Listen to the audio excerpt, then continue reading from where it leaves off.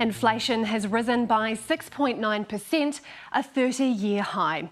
The latest consumer price index has been released by Stats New Zealand this morning.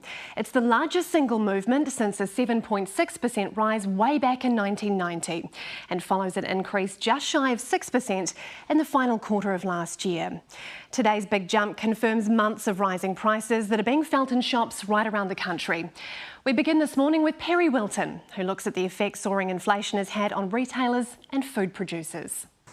It's up again. Stats New Zealand revealing the latest consumer price index, the figure the government uses to represent how much inflation the country's copping.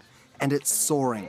Kiwis across the country are feeling the pinch, especially with incomes not keeping pace with rising prices.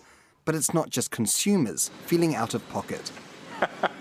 I wish I was creaming it, but no, unfortunately not. As prices rise, demand plummets, and small retailers like Simply Fresh are forced to make tough decisions. We do make a choice to say, look, we just won't have it in the shop because people will just freak out too much and say, oh, I'm not going to pay that and I'm never coming back to that store. You know, I mean, I think that's been the real challenge for retailers in the last 3 or 4 months. And if retailers stop stocking, growers' profits start dropping.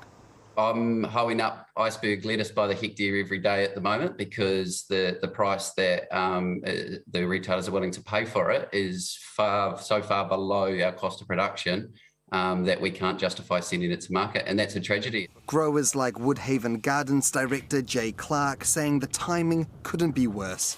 External pressures like the war in Ukraine squeezing farmers to breaking point. Price of fertiliser has gone up over 300%. The cost of fuel's gone up a couple of 100%.